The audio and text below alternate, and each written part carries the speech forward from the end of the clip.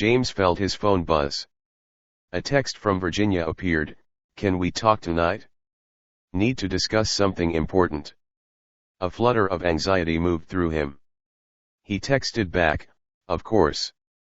My place at 8. Perfect. Love you. Love you too." Linda watched this exchange with the practiced eye of a mother. "What's wrong?" "Nothing. Virginia wants to talk tonight." "Ah. Cold feet. Mom. I'm just saying. Wedding planning reveals character. If she cannot handle stress now, how will she handle marriage, children, real-life pressures?" David reached over and patted his son's hand. "Your mother means well. In her own terrifying way. But James, serious question, are you ready for this? Not just the wedding, but the life. The Towers family operates at a different altitude. They're successful, connected, powerful. That comes with expectations, obligations. I know. Do you? Because your mother and I, we built our life through hard work and careful choices. Robert Towers plays in a different league. He has relationships with governors, senators, CEOs. His wife is on television every day. Their name means something in Southern California. When you marry Virginia, you're not just getting a wife. You're getting all of that." James considered this.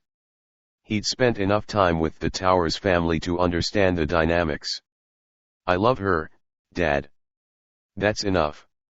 David smiled sadly. "Love is necessary. But son? It's not always enough." At South Pasadena High School, Shirley stood in front of her junior year art class, studying the work students had produced for their identity and community project.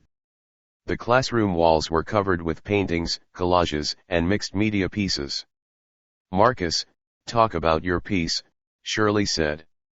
Marcus, a quiet 16-year-old student in the back row, stood reluctantly, gesturing to his painting, a split image showing a young black man in graduation robes on one side and the same figure in a prison jumpsuit on the other.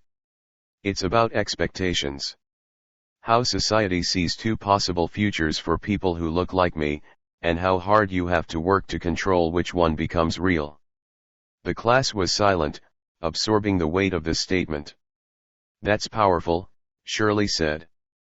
"You're illustrating how identity gets constructed by external forces, but also how we have agency in pushing back against those narratives." Everyone see how Marcus used color to show the contrast? The warm tones in the graduation image versus the cold, institutional gray of the prison? That's sophisticated visual storytelling. Angela Martinez, 48 and another art teacher, knocked and entered. "Sorry to interrupt. Shirley, can I borrow you for a second?"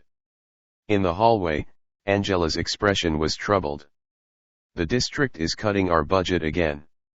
They're talking about eliminating the ceramics program entirely and reducing our supply budget by 40%. Shirley's anger rose immediately. "They just built a new football stadium that cost $3 million. I know. Welcome to public education, where arts are always first on the chopping block. We have to fight this. These kids, Angela, you see what they create. Art isn't some luxury.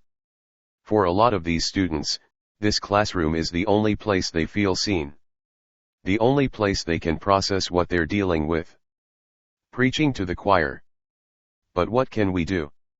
Write another letter to the school board that they'll ignore? Shirley was quiet for a moment, an idea forming. What if we didn't ask permission? What if we held a fundraiser ourselves? An art show featuring student work.